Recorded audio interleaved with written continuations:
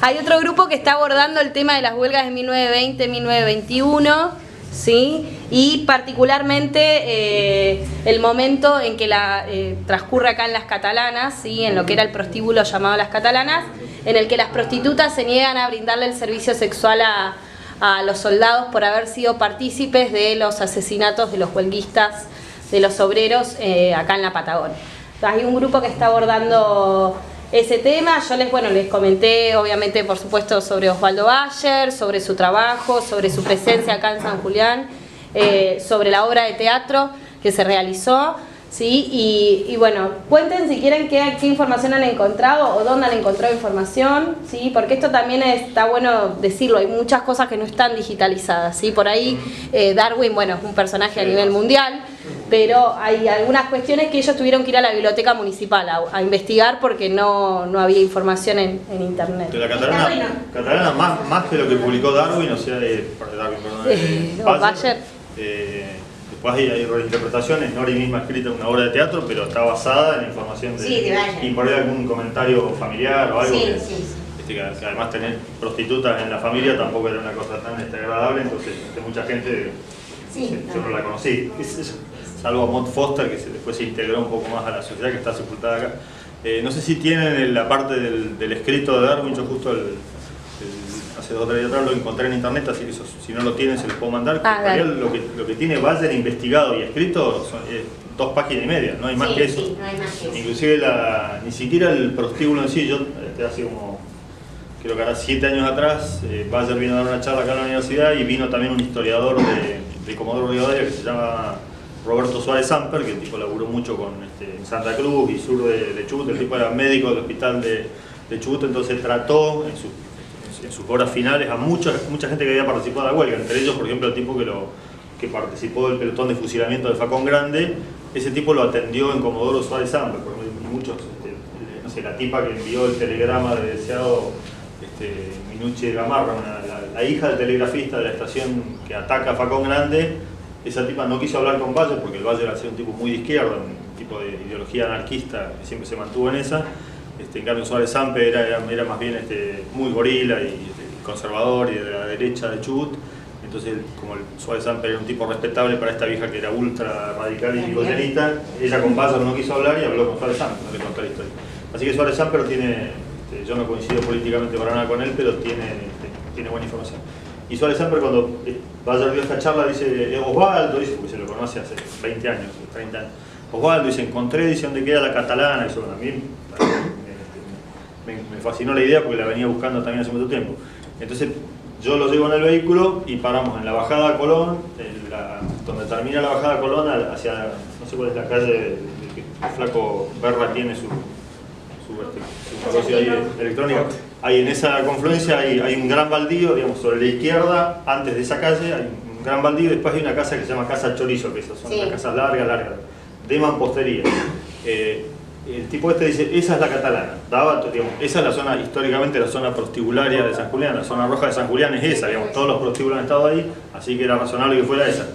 Pero curiosamente, 4 o 5 años después, yo el año pasado hice un capítulo sobre Facón Grande, cuando lo vuelvo a investigar a Suárez Samper en Comodoro, el tipo me muestra un libro que había publicado y la foto que tiene de la catalana no era lo que él me había mostrado. Era un ranchito que está a 100 metros más abajo cruzando la calle. Ah, ¿sí? O sea que es falso. Bueno, entonces le digo, ¿usted quién le dijo? ¿Usted dónde sacó la información de dónde queda la catalana? Y dice, me lo dijo Manano Granero es Minano Granero. Minano Granero es el papá de Alejandro Granero, que trabaja en el área de prensa de la UMPA. Minano nació en el 30, creo yo, 28. Sí, más o menos 28. En el 20, o sea, en el 22 que pasó esto, Minano no había nacido, o sea que él de primera mano tampoco lo sabía. Entonces, lo que pasa es que trabajó mucho. Sí, está bien, pero ponerle que sea, todo por vos, digamos, entonces el tema de la ubicación, de dónde funcionaba la catalana, todavía es un tema alta. Incluso no se había puesto una plaquita o algo. Sí, se puso en el lugar que vos... En la casa donde vivían los Tapias, cuando esa es la casa larga. No sabía que se había puesto. Cuando vino Bayer no se puso, claro. ¿no? Sí, que vino con el elenco teatral también, que hizo la... Lo que pasa es que en esa casa, en la casa Chorizo, funcionó la casa de la María, porque acá había 2 prostíbulos importantes, digamos, vamos a hablar de prostíbulos. Era la Laura, que ahora está hermosamente transformada en una casa cultural, Las Vegas. Yo voy a contar una anécdota de mis amigos que iban al prostíbulo cuando tenían... ¿De Laura o de María? De Laura. De Laura. Un amigo mío muy personaje, y esto iba hablando en plena dictadura, o sea que era complicado el tema. Se metió y con una loca intentó hacer cosas distintas, un poco decorosas, qué sé yo, y la loca se lo contó a doña Laura, que regenteaba, entonces salió doña Laura, se paró en el pasillo y dice: sepan que esto es un quilombo decente, dice la sepan que esto es un quilombo decente. Era un personaje grandote, gordo y con un ojo blanco. Claro, ella era la que dirigía el prostíbulo, donde está ahora la Casa Cultural. Y los dos prostíbulos eran ese, los de doña Laura y el de María. María y la Laura, cuando yo era chiquita, que hace muchos años, 70 largos, estaban esos dos. El de la María, que es el que donde se ubicaba después, que era la que fue la casa de la rebelión de las catalanas, y el de Laura. Así que después, claro, como ese era el otro prostíbulo, y el de Laura era más nuevo, es probable que fuera, sí, es probable que fuera, como que había sido de la rebelión de las catalanas. Es probable que fuera, pero no hay, digamos, no hay sorpresa. A mí me llamó la atención, ¿sabes qué, Poli? Siempre que era una casa muy armada, sí, para la época. Y el material, también el material en el 20 casi nadie construía ese tipo de construcción, entonces era medio raro que en esa época hubiera ese tipo de casas, y sí, en cambio, una de chapa y madera, como pudiera ser esa que decís vos del costado. Sí, sí. Después, bueno, no sé si alguno de ustedes vio la obra de teatro que se presentó acá en San Julián. ¿Alguno pudo rastrearla? ¿No? No creo. Ahí está en internet. No sé si está completa, pero está. Yo la objeción que tengo a la obra, a mí la obra no me gustó ni desde el punto de vista artístico ni desde el punto de vista conceptual, entre otras cosas, porque Bayer aparece en escena, y en la obra de teatro, que tiene, digamos, es muy efectista en ese sentido, sí, lo que se representa es la violación sistemática de las prostitutas durante una semana, cosa que ni el mismo Bayer dice que pasó. Lo que pasó con las prostitutas, los milicos, esto es, creo que febrero del 22, o sea, la campaña ya había terminado, sí, es una forma de disipar tensiones, les autorizan a tener lo que en el servicio militar se llama franco higiénico, que es tener sexo, obviamente. Creo que en las cárceles también se dice, ¿no? Franco higiénico o algo así. Que visita higiénica. Bueno, pero en la Colima, en el servicio militar era franco higiénico. Les autorizan, como la campaña había sido exitosa, habían liquidado, según mi conteo, unos 500 huelguistas, habían fusilado. La historia oficial ahora habla de 1500. 1500, sí. Yo le explicaba eso a los chicos, que es un número que todo, no sé. Yo me inclino más por 500, pero lo que sé igual es una atrocidad. Bueno, la cosa es que las autorizan y las prostitutas, no así la madama, que la madama como negociante estaba, sí, ella quería el negocio, las prostitutas lo sacan a escobazos, ¿no? Dicen, eso es lo que dice Bayer. Sí. Corren a escobazos, no me acuerdo si el texto es tuyo o que le dice con asesinos de no nos acostamos o de Bayer mismo. De Bayer es ese texto. Sí. Que es de lo poquito que hay una página y media, 2 páginas, no hay más que eso. Que digamos, lo que tiene de singular ese episodio, que es de lo que fue la huelga, que fue un periodo atroz de 1 año y medio de la historia de Santa Cruz, si hoy en día hay grieta en la sociedad argentina, en aquella época no quieran saber, o sea, estaba todo lo que era clase media, media alta de un lado, odiaba todo lo que fuera huelguista, comunista, ruso, anarquista, del otro lado estaba la masa obrera absolutamente suprimida, sojuzgada y oprimida, trabajaban 14 horas diarias, les pagaban chaucha y campo, ¿no? Claro, entonces estaba muy dividida la sociedad santacruceña, y aparte la gente del pueblo le tenía un miedo que en gran parte era un miedo infundado, que pensaban que los bolistas iban a ir y iban a violar a todos, iban a matar, cosa que en realidad no se registran en ese año y medio que fue Santa Cruz tremendamente convulsionada. Hablamos de casi 1000 personas en armas, o sea, los huelguistas, esto también es para mí ya es una categoría tramposa, hablar de huelguista, un tipo que te secuestra, te lleva con una pistola en la cabeza, te obliga a marchar, ese ya dejó de ser un huelguista, ya es un rebelde, un revoltoso, un sublevado. Los huelguistas nunca quisieron instalar una revolución en Santa Cruz, pero convengamos que ya cuando vos secuestrás a alguien y te lo llevas a punta de pistola, ya sos algo más que un huelguista, ¿no? Pero sin embargo la figura hoy en día sigue siendo los huelguistas. Para mí, técnicamente es más correcto hablar de rebeldes, revoltosos, si querés subversivos, pero no. Bueno, Bayer lo titula, los rebeldes. Sí, para mí Bayer, yo respeto mucho la figura de Bayer, y el tipo en la dictadura que lo amenazaron de muerte si tuviera que ir a Alemania, el tipo perfectamente podía haber cambiado de bando, y como muchos otros periodistas han hecho en Argentina, Bayer siempre siguió fiel con sus ideas, se tuvo que ir a criar a los hijos a Alemania, pero Bayer, al tener esta ideología anarquista, él muchas veces a los actos de los estos rebeldes actos bastante brutales. Por ejemplo, en el sur de la provincia de Santa Cruz quemaron cerca de 100 galpones de estancia, que estamos hablando de muchas, o sea, valores actuales. Un galpón de estancia vale 10 millones de pesos, o sea, 100 galpones, 10 millones de pesos cada galpón. En algunos casos inclusive hay que quemar galpones con 500 ovejas vivas adentro. Eso pasó en el año 21, o sea que estos huelguistas tampoco eran tan nene de pecho. Sí. Lo que no se registran es casos ni de violaciones cometidas por los huelguistas, que muchas veces, a mí, mi abuela por ejemplo le pasó, llegaban a una estancia, una columna de 200 tipos, imagínense, 200 tipos armados, con 70 rehenes que eran casi todos capataces, mayordomos, estancieros, con un clima medio, parece una serie de Netflix, ¿no? Te llegaban porque estaba en el medio del campo, con una casita chiquitita, con la mujer, el tipo y los nenes, te llegaban 200 abuelitos, y estos me van a violar, me van a matar. Y en la mayoría de los casos los abuelistas requisaban las armas que había en la estancia.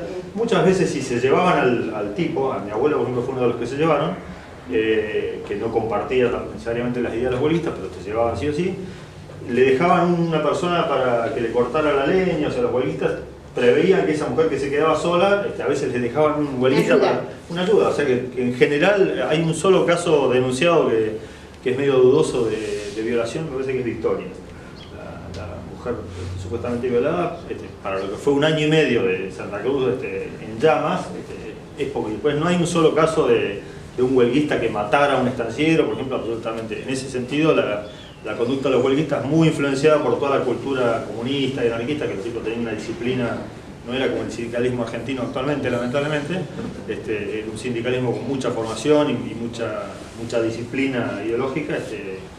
Los huelguistas para mí en ese sentido se comportaron bien, ¿no? Pero bueno, de la Catalana por ahí Nori les puede comentar algún otro... No, así como episodios, lo que yo les quería decir, chicos, que cuando ustedes toman un tema de estos que tienen que desarrollar, o lo desarrollaran en un programa o radiar o lo que sea, lo primero que tienen que hacer es ponerse en la época, ¿verdad, Poli? Sí, sí. Es situarse ustedes un poco en la época, porque no, a veces cuando nosotros encaramos o vemos un hecho histórico, lo vemos desde el momento que estamos viviendo, en la grieta actual que tenemos en estos momentos viviendo. A mí, yo detesto la palabra grieta porque ya me tiene bastante cansada, pero es un poco así. Y ustedes se tienen que poner en la grieta aquella que en ese momento, como dijo Poli, estaban viviendo. Y además de eso, en la cantidad de gente que éramos, ¿verdad? Sí, 10.000 habitantes en todo el territorio. ¿Cuánto? 10.000 en todo el territorio de San Julián. Tenía exactamente, que la otra vez encontré el dato porque a mí me desconcertó bastante. ¿Y serían, Poli? 1.200, sí. 1.200 habitantes. Habían, Gallegos tenía 2.500 habitantes, Deseado era el segundo pueblo de la provincia, tenía 2.300 porque ya tenía ferrocarril. Puerto Santa Cruz era el tercero con 1.300 y San Julián... porque era la capital. No lo sabía yo esa, sí. Y San Julián 1.200 habitantes exactamente.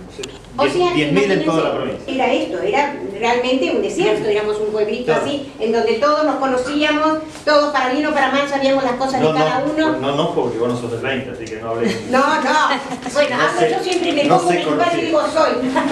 No sé conocido. Así como Poli decía que su abuela estaba en la estancia, mi abuela estaba del lado de mis abuelos estaban del lado de los huelguistas, porque tenían una fonda, un boliche. La fonda, la Aurora, ¿vieron dónde está Chuleta, digamos ahí en la esquina? La tostadora. La tostadora vieja. Bueno, más acá hay una casa larga pintada de celeste. Cuando pasen se van a ver. Esa era la fonda La Aurora que está donde está el Banco Provincia actualmente.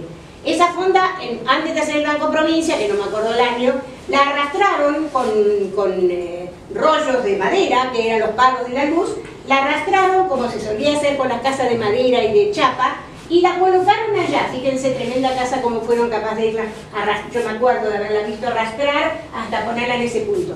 En esa fonda, en ese momento estaban mis abuelos.